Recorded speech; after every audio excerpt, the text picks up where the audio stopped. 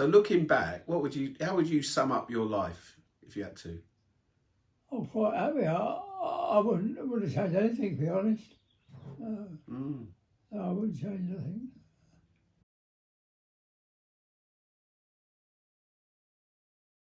I'm Syd Cox. I was born in Bethnal Green, the 5th of February 1930, and lived there until the outbreak of war. And then, because my mother had heart trouble, we had to go in a home at Hornchurch, where I spent a year, which was quite good with all your mates. And from there I was evacuated up to Staffordshire. And from there I was there till I was 14, and then I came home and spent the rest of the time around London and the home counties. So tell us, when you grew up, you were the oldest of what, 3 boys? I was 3 boys, yeah. Ronnie was the second one. He was 2 years younger, and Frank was 4 years younger. But Ronnie died on my birthday, 1938. 39. 1939, yeah. He had heart trouble. Yeah. Do you think that was related to maybe what? Do you think that was like congenital? It was a family I don't know. They said his heart would go chalky, and someone looked it up, and it is a thing that has happened. Right. It might have been from my mum, because she had rheumatic fever as a girl, and that's what she had this time, rheumatic fever, and it left her with a diseased valve. So she had to take medication for the rest of the time for this diseased valve. Yeah.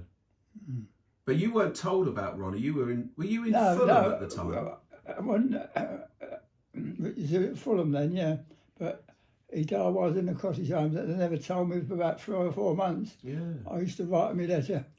She always sent me a letter with a post order for 6pence or 4pence, and stamped addressed envelope. And I used to reply, and they'd say, "How is Ronnie?" And she said, "He's all right." But as she said, once she came over, she got a bit better. She came on a Saturday. She said, "I've got something to tell you next week." I said, "Oh, yeah, okay." Wasn't worried. And then she said, "Ronnie died." You know, that's the first time I knew, yeah. Yeah. And you spent that time with Frank at the cottage home? Yeah, but he was in the little home, so I never saw much of him. He did get into the middle one, and I used to see him in the playground. We was allowed out, 5 of the cottages, but his cottage, they weren't allowed out on their own, so I didn't see a lot of him, really. Yeah. But you said it was quite nice there. They were a nice couple who ran it, weren't they? Oh, yeah, very nice couple, Mr. Goodwin.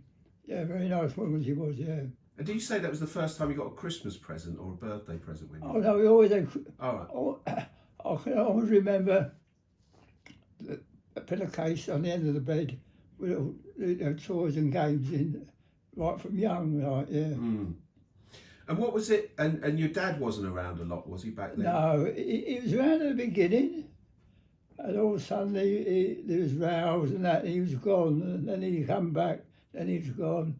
In the end, they got divorce was out of the question, that sort of thing, but they got a legal separation, and he had to pay money in a court or pay her every week for us and her to live. But he never used to, sometimes they used to pay it, and he used to go Brixton for it. And Nan, you said Nan would take you along to his workplace sometimes. Yeah, I think. Try and catch him before. Catch him, yeah. When he got his wages. And also, I remember taking to Roughton House down by Petticoat Lane. There's a big Roughton House there. He was staying there, waiting outside there for him, like. Oh, what? Where he was living? Yeah, he was living. But then I found out that in 1939, when they took all the big, you had to took all the names, to get a cart, to get a ration card. He's living with his mum and dad in 1939. Yeah, the outbreak of war. Yeah. So who lived in your house? Cause was your granddad there as well? When I think in the census it says you're all basically living in one room, more or less, weren't you? The census had my granddad and my grandmother and my dad, and his sister. She was a nurse, so she wasn't there that night. Or I don't know if she got a ration book, but there's just them 3 living there. That was Randy brought to walk. Yeah. We used to spend a lot of time around there. And they were nice. Your granddad and Nan. Yeah. And you spent a lot of time with your granddad learning your skills, didn't you? Yeah. Was that before you were evacuated even, or after? No, when we used to go around there, he often used to give me and Ronnie a hammer and bits of wood to play with, and that, he's quite. And he used to take us out over Victoria Park. Yeah.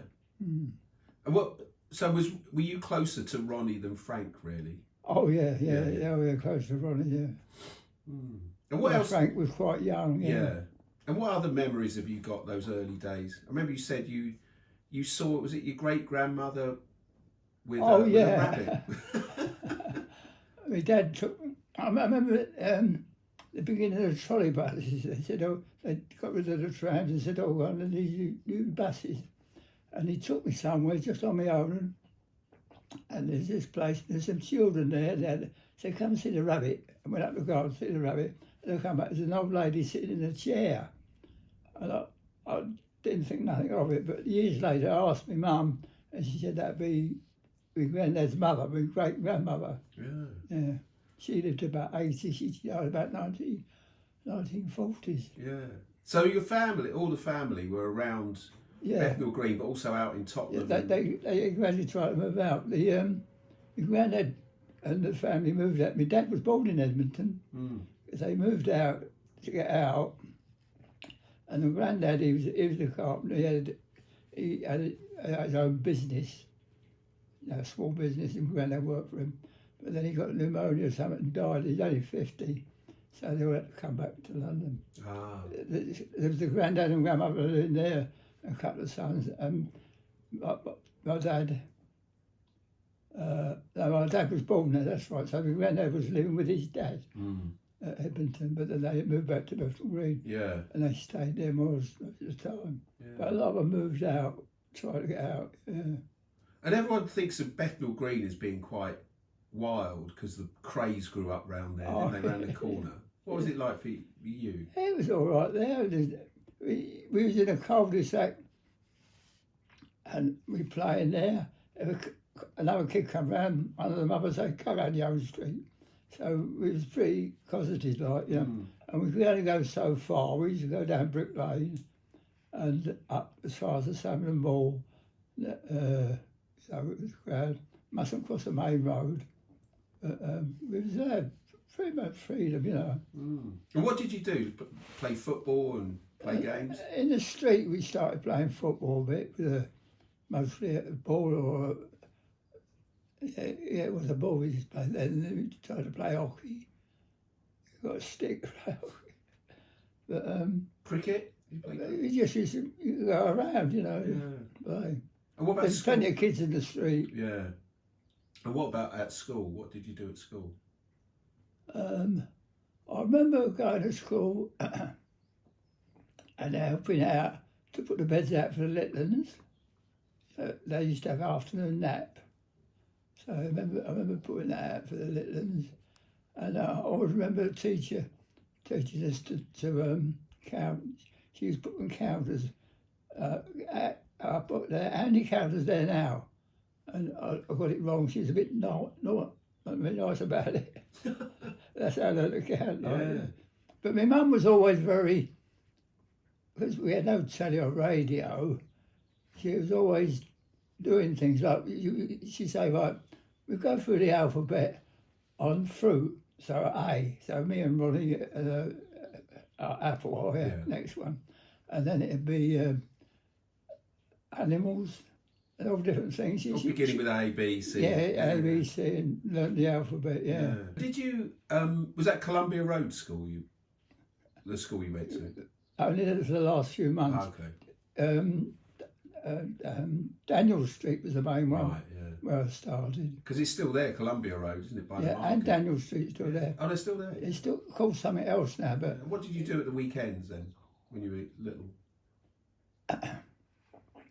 Sunday, the pubs were open 12 till 2, and all the dads and mums, probably mums as well, we'd go to the pub. They come home, and then we'd have always had a nice roast dinner on a Sunday, and then we all had to get out the street because the dads wanted to sleep. So we used to go to Victoria Park with a big crowd of us. Yeah. And that was the Sunday thing, was it? They'd go to the pub, get come out back the for a street, roast. yeah, you go out the street, you jump out the street on a Sunday afternoon. And then the other Sundays, if it was round my nan's, you wait for the winkle man to come round. Oh yeah. And we have winkle and shrimps. Yeah. And what was the living arrangement? Were you three boys sleeping in the same bed, or? Me and Ronnie slept in the same bed, head to toe. Mm-hmm. And then I think Frank must have been in bed with me mum and dad. Yeah. But it was about time he was born when I think the trouble started. Like, Yeah. but I remember he was quite good, you know, he'd take me out and that. Well, your dad. You say your dad used to take you out. Yeah, when I was younger, yeah. And then all of a sudden, there was rows and mostly over money and women, like, because a woman come one day knocking at the door and she wanted to know where my dad was. I said, not here. She said, come round his mother's. So she said, where's that? So she said to me, take this lady round the school. I look around, take her around there. I said, that's the house. And pointed to the house. And I didn't think nothing of it, but Mum said she had a coat, so she's probably pregnant. And then another time after the war, he was away then and away. Because during the war, that part of the war, he was home for a while. And he was away. And a bloke come down from Norfolk. Well, he'd been at Norfolk for a long while on his work for the Ministry of Works, repairing bomb damage. Mm. And he wanted to see him. So what that was about, I don't know. So you think might have been a woman? Yeah, probably was, yeah. Because we met a bloke one day, I was with him, went to the tool shop or something, and met a bloke, and he spoke, said, you know, he'd been with him, he said, what about so-and-so? He said, shh. So I was... So you weren't allowed to? So I realised there was something going on there. Yeah. And so you said he used to go, when he got paid, he'd go to the pub and he'd be sort of singing and dancing. No, he never drank much. He was one of them, he'd always off around, and in those days, when you went in on a Monday, you was skint, so you'd have a sub. Yeah. So come Friday payday, you were already short of money, ain't you? And it just went on from there. You never got forward. They always had a sub. They give you £1 sub to see you through the week. Yeah. So then, after the when you got evacuated, what was it like going up to Macclesfield or Leek? It was always great, you know, the big crowd of us. We all thought we'd be together, but the bulk of them went to Rushton, and 6 of us carried on to this Swithamley. What, from school or from the street? From the same street or the school, or all the same age? From the school, yeah. It was all our school, yeah. And our teachers, the headmaster was there. They'd been sent there, you know, like, and then there was the threat of invasion. A bit near that, they decided to send us somewhere else. Yeah. We didn't know where we was going. Some of them said we was going to Wales, or they thought we was, but we ended up in Leek. And then they filtered us down, and they were all arranged, and we got to this, about tea time at the school, they gave us tea and that, and then the bloke come and took us to our place. Yeah. And a little tiny case, I don't know why I did it.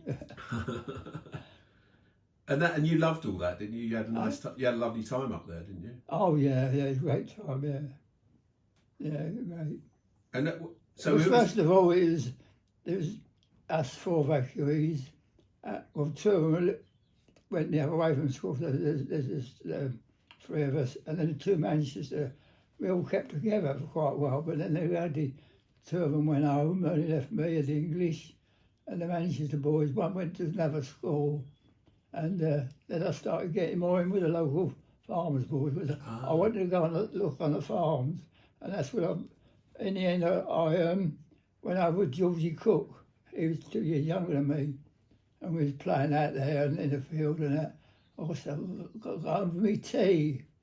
And I was walking along, and he shouted out, Syd. I said, what? Are you coming back? I said, yeah, too true, yeah. I've been invited back to the farm.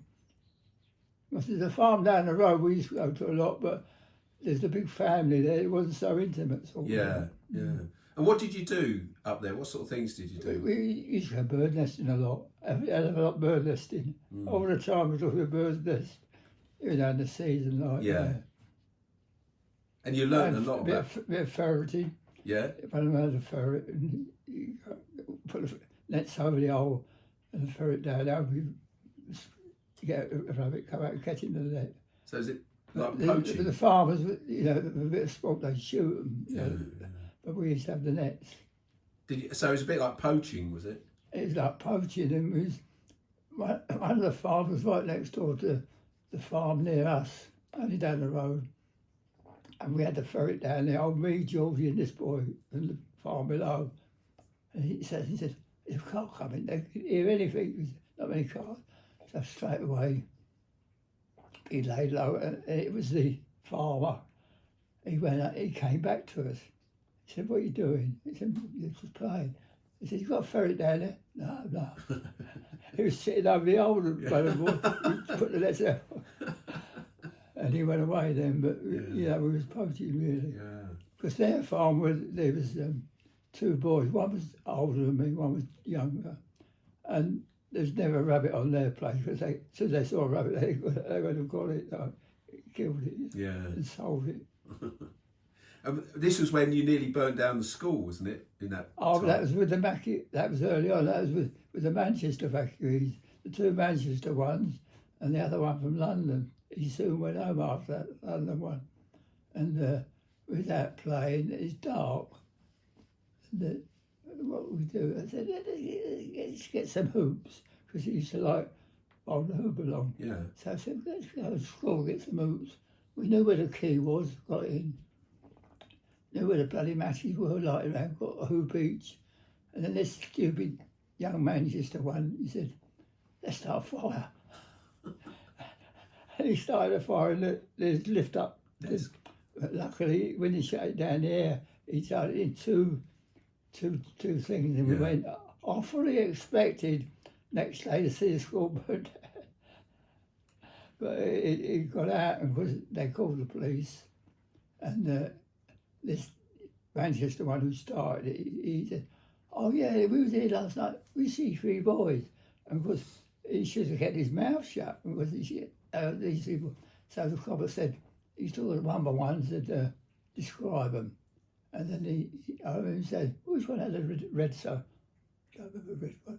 And then he realised it was all lying. And the older one had gone to the Cheshire school instead of going to Leek. They went to see him and he admitted it. And the copper came back and he stood in front of the class. He said, I found the four boys who started the fire, he says. I thought, oh, that's good. And he went out of names. When he said, I found them out, I thought, oh, that's good. He's got someone. He ain't got us. And then he said, Sydney Cox, Sydney Eric Cox, Richard Ebden, and the two girls named Power. Mm. And what happened? And then what happened then, we had to go to court for probation. And Auntie and Grandad never said nothing, you know, they never reprimanded me or nothing, they never, you know, said, oh, you're naughty, you know, didn't punish me in any way. And they said, well, we've got to get to Leek, it must have been during the holiday, to Leek, to the court case. So the only thing was that the state had a lorry, a little lorry. So they put us on the back of this lorry. And we went there, and the school mistress, Miss Pratt, she spoke up for me. She said, I was thinking he was, you know, ringleader, yeah. So, but we all got 6 months probation. And the copper come round once or twice, you know, just to see. Yeah. This is the village copper. Yeah. So you learnt your lesson there, did you? Yeah, I learnt lesson. And what was it like coming back to London? So did your mum sort of keep it? Did she ever come up or just send parcels? Yeah, she came up about 3 times. Yeah.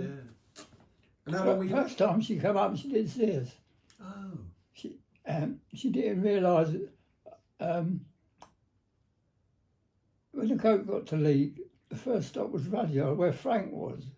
So Auntie thought, well, if she got someone to take me to Rudyard, and she sees both at Rudyard, because I stopped at Rudyard. I was expecting to get off. Yeah. She didn't get off. I should have got another look. But she went on to Rushton, and they said, oh no, he's not here. and a lot of car to and from him. And they found out I was a rudder, but it's too late then to come see me. So it was all that way? Yeah, it was a thing that all the mums were up together and hired a coach to go and see the children. You know, what the mums and the kids like. Yeah. So she came all that way and didn't see you? You see, yeah, that was the first time. And after that, she used to come down for about a week, and we found a farm where she used to stay. Oh. And what was she doing in London during the war? She did get a little job, a light job. He used to get all sorts of things come in, and then he'd advertise them and post them off. And they was like packing them up. And there was her and another woman and a young boy who later went in the Navy, still Charlie. She worked there for quite a while, and then after when I came home, I think she gave it up there because I'll give her some money. Like I used to get 30 bob a week. I just have her 30 bob. I used to give her £1, so she did have definite money. Yeah. And the old man, he was away on the ministry thing, and then gradually crept back in. And so she got a bit all right for money then, but before the war it was terrible. She'd go up to court, any money paid it, no. Or you have to go up the house, they called it, where you got a couple of bob. Take me in with her, I suppose, as a sort of like persuasive. And we got in there, and like I say, he might have paid in by now, go back and see his pay. So back to the court, no, he ain't paid it, back as a forward all the bloody time. And how would you have money to live on then in those days? Well, she must have got money from them, because if he never paid, that's all she could do. Yeah. From the national, it was like the sort of what do they call it, the poor law. Yeah, like charity. You can go there. Yeah. You had to wait a while and they see what you get, what your circumstances was, and they give you a couple of bob to get over it. Yeah. So what sort of things did you eat when you were a young We had fish and chips quite a bit because that was cheap. Yeah. That's when I broke my tooth. Oh. I was going, she said, go and get some fish and chips. And it was 4p. 4p for the fish, a penny for the chips. I wouldn't remember because the money went flying. You fell over? Yeah, I fell over, tripped over. And the ladies picked me up. I said, Mum, I need my money. They found me from me bit. A penny. But you chipped your tooth? That chipped my tooth, yeah. And that was, what was a big was there a big treat you used to have occasionally? Like your roast dinner on a Sunday? On Sunday, I always had a roast dinner on a Sunday, yeah. We had a couple of, we had the King's coronation in 37, was it? 37, yeah. And in 35 we had his 25 years on the throne. So we had two big street parties. Oh, yeah. With all the flags out and bunting. Yeah. And then they had a piano. A lot of people had pianos, you know. I think they'd tell you that. And that the street and they'd play and then they'd be dancing all night and drinking. Yeah. And how much was a pint of beer then? That was cheap, wasn't it? About 4p. That was cheap, yeah.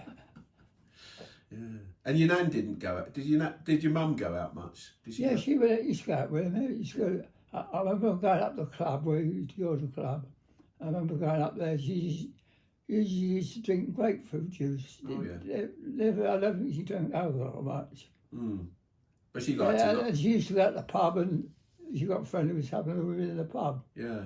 The ritual was the old man, he'd go out early and she'd go out later, and he'd keep at the seat and they'd have a seat, and there's people in there where she got to know, like... Was it always the same pub? Not always, but they did go to a regular one in the end up by Club Row, yeah. What was that? When you came back from the war, so you were 14 and you started working, what, with your granddad, was it? His firm, yeah. He was working outside on the jobs as a foreman, and I was put in the workshop with another little Bill as a foreman. And what, cabinet making and... No, well, mostly making sashes. Oh, sashes. Because the blast used to blow them to smithereens, so hundreds of sashes we made. Yeah. And cabinets and things, all sorts of things they made, yeah. Was your street, was that affected by the bombs? Did you get much damage? I don't think it was. The end of the street was, but what do you call it? We looked at the other day. The main road's there, and my uncle lived there. And down Turing Street. Turing Street. And there's a big square there where sometimes we used to go, but we used to get kicked off called Seoul Square. And a bomb or not a bomb so much, what's the other thing? Doodlebug. Huh? Doodlebug? No. What did he drop with a parachute? Mines, was it? A mine, yeah. They dropped a mine on there and killed a lot there. And they was my uncle was in the boot shop. They had a wall blast, so they had to move out. They got into a shelter down below and was locked in for a little while because of the blast. But I was talking to my cousin, and he said he remembers walking down Turing Street and seeing them all laid out, it killed a load there. Yeah. As it is, but I don't think it touched anyone in Turing Street. Yeah. It's only just across the road. Yeah. And did you know many people who were sort of killed? I never knew anyone that's strange that any older people, no. Yeah. And I never really talk of anyone. Mum say, oh, so-and-so got killed in it, but no.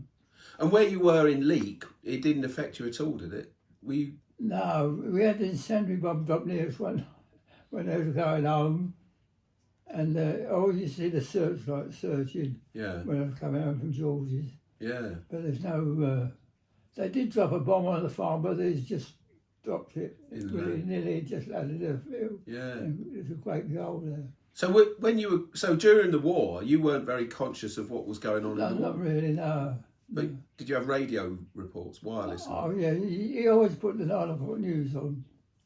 He had a radio there, but he didn't use it too much. He always did the 9 o'clock news, and this was a brass band, he'd play that in the afternoon. And also the football, the second half of a match. Yeah. He didn't know what match it was, he just got the second half of a game. Ah, all right. So then, when you came back, what did you? Because you said most of your friends had gone, so you didn't know a lot. So I used to wander around the city a lot. Found me way around London. It was quiet in the city, and I used to go down. Cause I worked till 6 o'clock, so it was up by 6. Time I got home. The time I used to go down the city and wander around there, and then I sort of by chance saw two of these friends.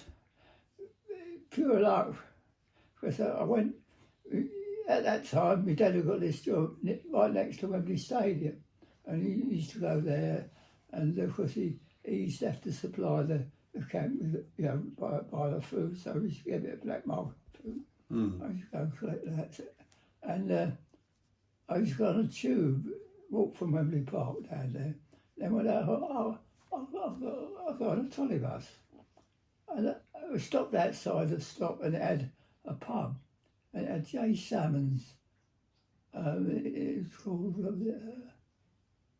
Anyway, I thought I knew this lad lived at Paddington, so a couple of days later I went in there and I said, "You got a son, John?" He said, "Yeah, but he's not here. They live just along the road."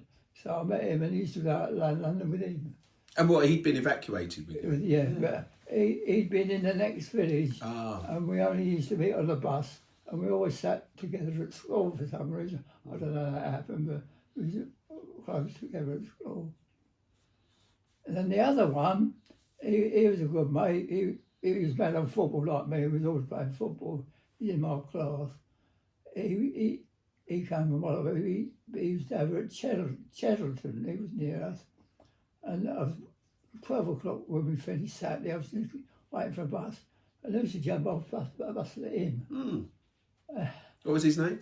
John Thorne. John Thorne. Yeah, and amazing. So from there, I got playing football with. He'd been to the Poly up all the way, northern. Oh yeah. Study because he's a very good writer, and he wanted to be an architect. He'd been there and he played football there, and he got me in their football team. So that's how I started getting back in football. Yeah. And then also the other one with the church thing. there was a bloke who come out of the army, and his wife was left him and left him with a son, and he's a bit lonely. And one day we said, "Why don't you come to our club?" They had a club that only ran on a Wednesday, social sort of, is a church place. Mm. So he said, "Yeah, all right." So he went up there, and I was working with him, and he said, "Why don't you come up there?" He said, "You've got 2 snooker tables." He said, "I don't do anything, but yeah, well, come up there." So I went out with him, and got him playing snooker, table tennis, and darts, and the girls were dancing. Ruby was there. Ah. She was there, yeah. She started at the same time as me. And then one night, as he was going home, we was talking around, and the bloke who, he didn't actually run it, but he ran the club for 4 nights. He ran the club for 4 nights, and Wednesday night, this church people had it. And he came up, he was a replacement officer, and he ran a football team, and he talked about football. So once he said, he likes football, so he said, "Do you want to come on and have a game?" And that's where I started. Mossy spoke up. Yeah. So he said, come up Monday or Monday. I think it was Monday and Thursdays was the football night. The other night they did weightlifting and boxing and things like that. They were much to that.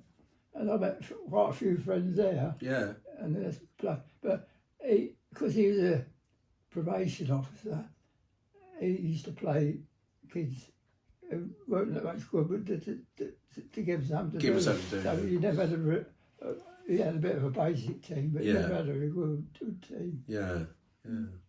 And so how did you meet Mum? Was that through playing football around that time?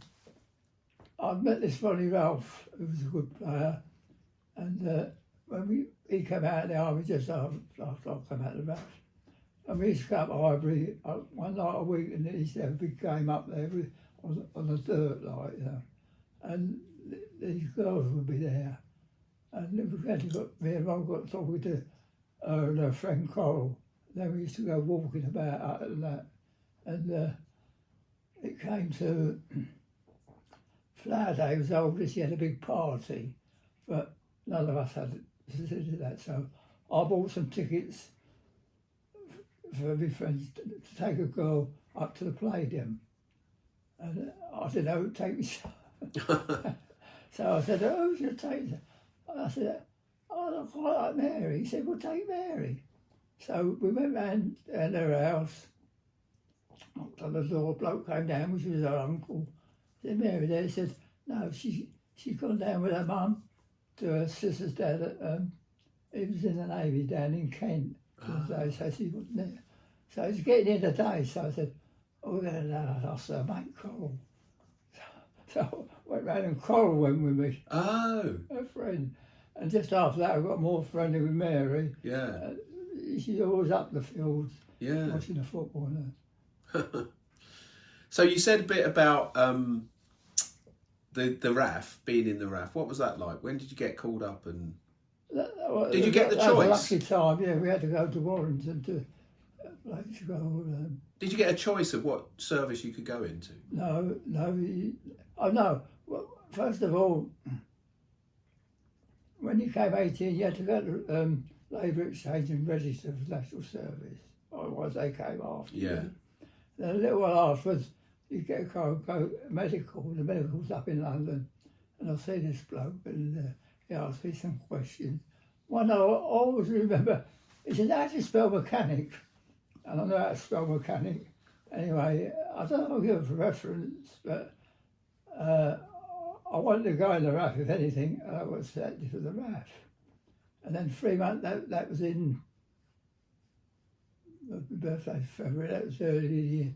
About May, I got a call up to go to the RAF, up to near where you said, between Manchester and Warrington? Warrington, yeah. And went there, and that was the place where they kitted you out and that. And from there you went to 4 training camps. You could stay there, you could go to one in Wales, or one near Liverpool, or one in Cheshire. Mm-hmm. So I would get a Cheshire one. Yeah. I want a Cheshire one. So I was able to go we did 8 weeks. The first 4 weeks you weren't allowed out, but after that you could go out on a Sunday. So I used to get the bus from Wilmslow, it's right near Wilmslow, into Macclesfield and go down and see them. See Auntie Lottie and Jules. And then they asked you what you wanted to do. So I said, oh, I'm a carpenter. They said, well, actually be better on aircraft. They got some wood on some of them, so they put me down as an airframe. Okay. And I had to go to Costa for that. It was Staffordshire again. Yeah.